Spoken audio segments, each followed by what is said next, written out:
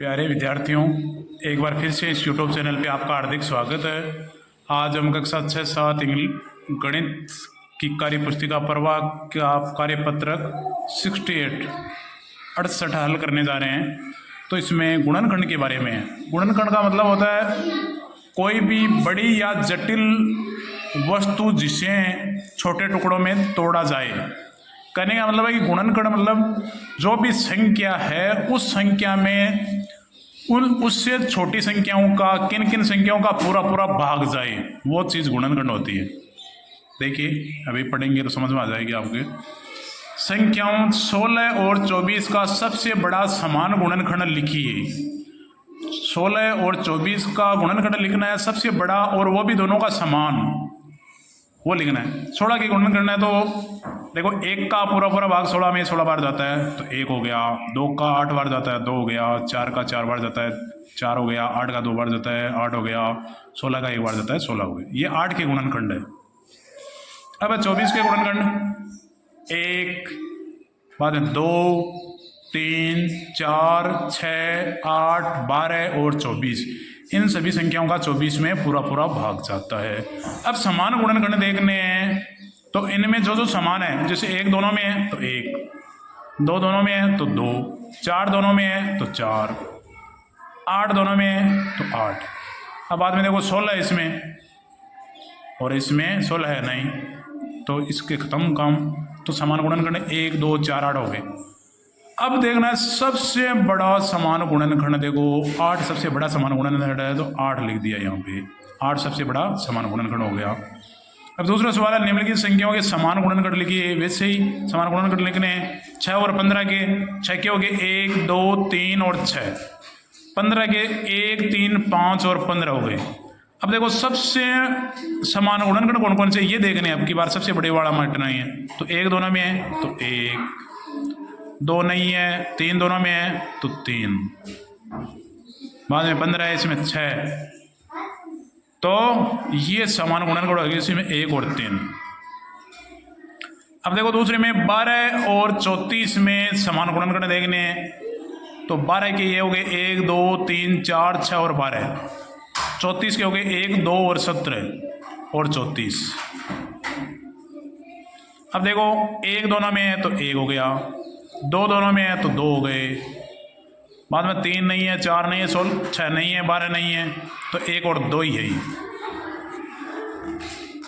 अब तीसरे में देखो 15 और 36 के समान गुणनखंड देखने हैं। 15 के हो गए 1, 3, 5 और 15, और 36 के 1, 2, 3, 4, 6, 9, 12, 18 और 36। अब समान देखने हैं। 1 तो सब में होता ही है 1, 3 दोनों में है तो 3, 5 नहीं है, 15 नहीं है, तो 1 और 3 समान गुणनखंड हो गए।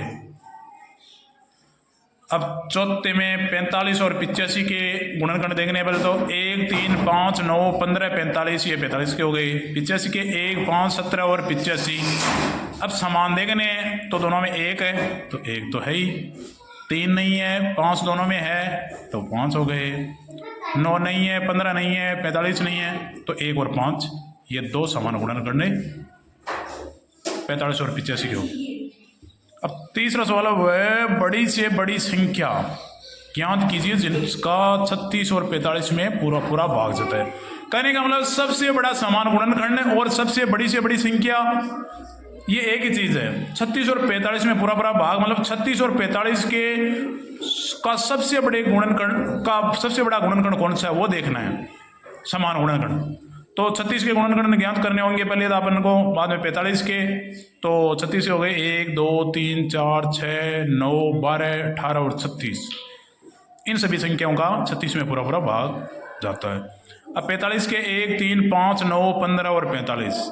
अब समान गुणनखंड देखने 1 दोनों में है तो 1 लिख दिया। बाद में 2 नहीं है, 3 दोनों में है तो 3 लिख दिया। 4 नहीं है, 6 नहीं है, 9 दोनों में है तो 9 लिख दिया। अब देखो, अब 9 के बाद में आगे आ नहीं रहे, 15 है नहीं इसमें, 45 इसमें है नहीं, तो 1, 3 और 9 समान गुणनखंड हो गए। अब सबसे बड़ा समान गुणनखंड 9 हो जाएगा। ये वाला सबसे बड़ा है वो सबसे बड़ा हो जाएगा, तो यहाँ 9 लिख दिए।